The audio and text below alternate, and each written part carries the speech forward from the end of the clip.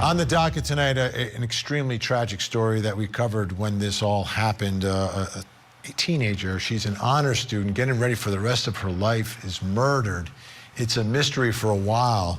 Turns out it was her best friend. Michael Ayala has the story tonight. She was my everything, you know. She was our life, you know. Beautiful person. That's Tori Lang's father, remembering his daughter months after her death. Family and friends describe the 18-year-old as loving, funny, and a true go-getter, graduating her high school with honors, enrolling in engineering school, and even at one point, holding 3 jobs. Beautiful child, charismatic aura that just drew people to her.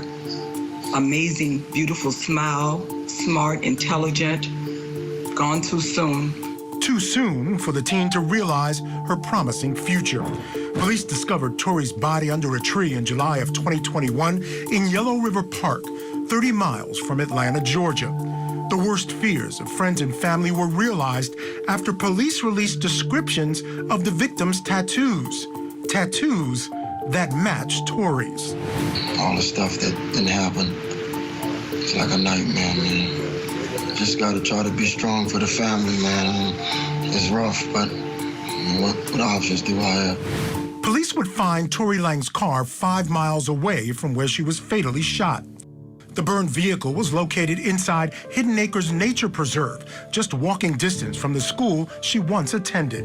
We believe that, you know, this is possibly someone she was close to because she didn't have a cell phone.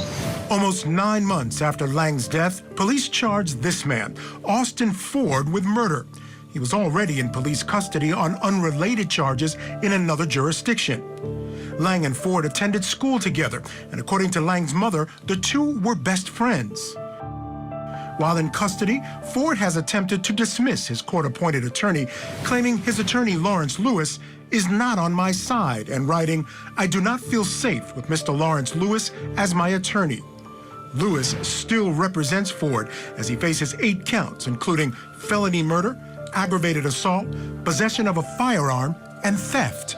Ford has pleaded not guilty.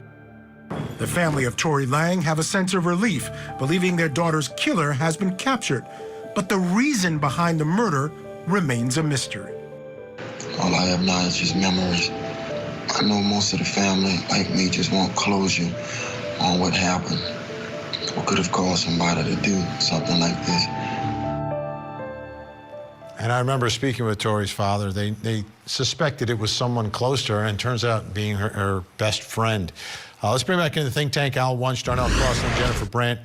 Darnell, this story is so incredibly tragic. This is, you know, you raise your kids and you want them to be like Tori. You want them to be like Tori, you know, getting the most out of life, doing everything that you can.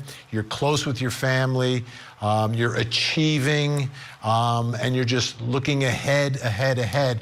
And all that was taken away from her, taken away. And we won't find out until the trial if there was any sort of motive attached to this or what the reason is, if in fact her best friend is the one responsible. But stories like this are beyond tragic. Absolutely, it's heartbreaking, and you know, kind of hit home. You always get these scenarios. Like in my family, we grew up in the Bronx, and my mother, my brother, my niece and nephews, they all live in Atlanta, Georgia now.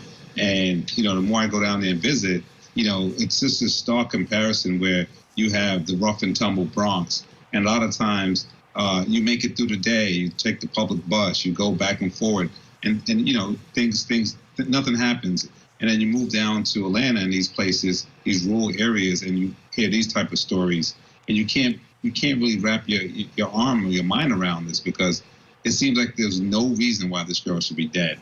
She's in a beautiful suburban place, again, away from a place like the Bronx. And I love the Bronx, but you know, you would suspect it up there. But now she's in this beautiful suburban place, and now she's dead, and you can't even make sense of it. So it's just heartbreaking all around.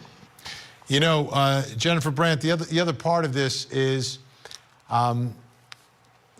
we don't know the backstory, right? There hasn't been a lot of information that's been released publicly as to what we believe is going on here.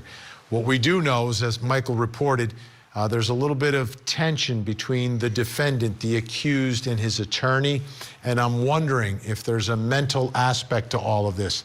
The same thing that makes you distrust your attorney could perhaps be part of why you would turn on your best friend. Absolutely, Vinny. We don't know what happened and why a best friend would turn on their best friend and do something like this. So maybe there is some kind of mental component. Maybe there is something wrong with him.